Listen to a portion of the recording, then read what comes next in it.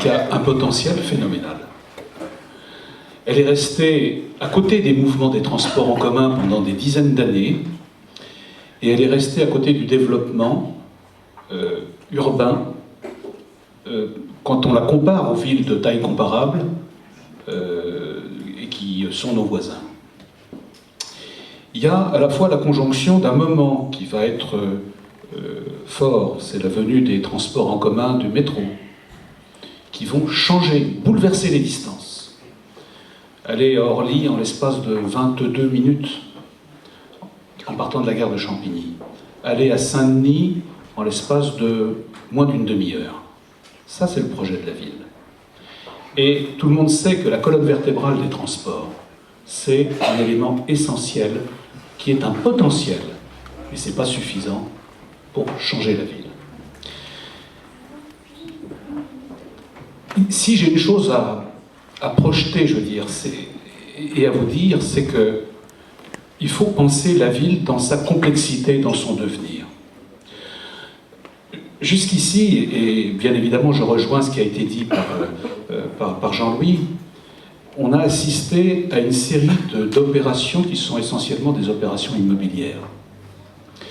Mais la ville, elle doit être pensée dans son quotidien, dans la projection que les gens vont se faire de leur vie future. Comment je vais pouvoir cheminer d'un point à un autre? Comment je vais pouvoir me déplacer en vélo, de manière, je dirais, en circulation douce?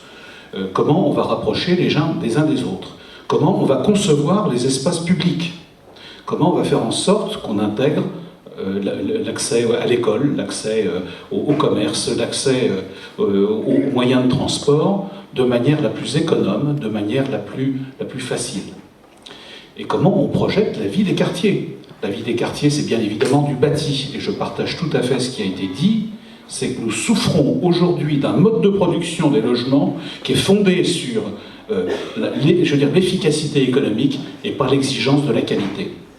L'exigence de la qualité, c'est avoir l'assurance que les logements vont être bien évidemment confortables, qui vont être vertueux en termes écologiques. Et là, on est effectivement en train d'évoluer considérablement. On s'est préoccupé des économies d'énergie.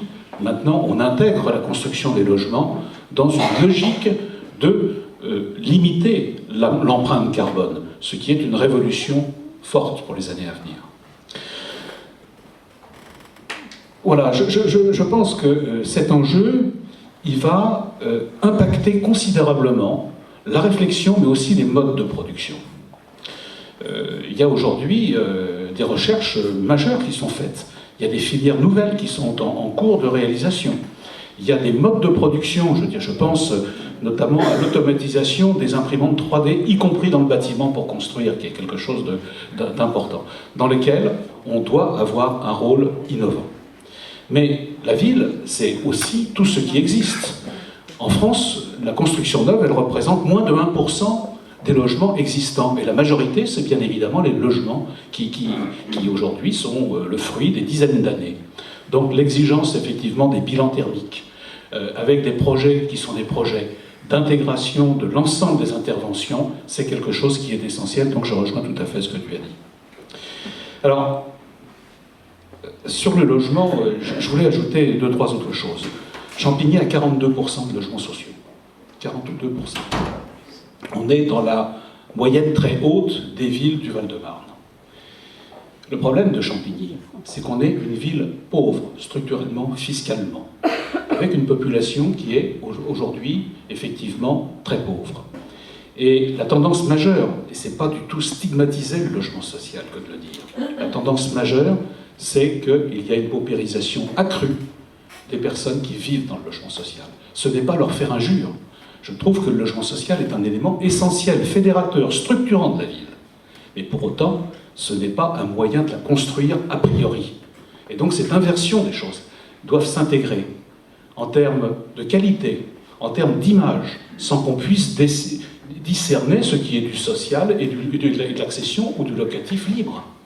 On n'a pas à stigmatiser par la forme, on n'a pas à stigmatiser par la qualité ce logement. Voilà, donc je pense que cette réflexion sur le développement et le développement économique aussi était le troisième volet que je voulais abordé. Champigny a à peu près le même nombre d'emplois qu'Avilliers, que dans les villes voisines, c'est-à-dire un faible taux d'emploi.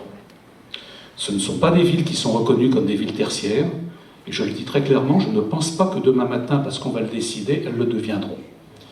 On va construire 64 gares autour de l'Île-de-France, enfin dans le métro du Grand Paris, qui sont autant de pôles potentiels. Donc, il faut choisir le moyen de développer des secteurs d'activité qui sont en phase avec ce que tu disais, c'est-à-dire la réflexion, qui est aujourd'hui une grande interrogation du développement du monde, je veux dire, de la production. On ne sait pas comment les locaux d'activité vont évoluer, on ne sait pas comment les techniques de production vont évoluer dans le futur. Mais ce que l'on doit faire, c'est créer les conditions de leur développement, a priori. Voilà. Alors, moi ça aussi, on était avec Jean-Louis, avec d'autres, avec Yves, bien évidemment, qui est au fond de la salle et que je salue. On a pendant 5 ans essayé de ramer, d'interférer, je veux dire, de batailler pour que le changement se fasse. C'était tout à fait ce que j'ai dit hier, présomptueux de notre part, parce qu'il y a des choses qui ne se réforment pas. Et quand l'ADN inspire, je veux dire, le mode de fonctionnement d'un certain nombre de personnes, elles ne peuvent pas changer. Et c'est le constat qui m'amène aujourd'hui à être ici, comme on a défendu depuis 2 ans maintenant, on est cohérent, on a bien voté pour le candidat président de la République au premier tour.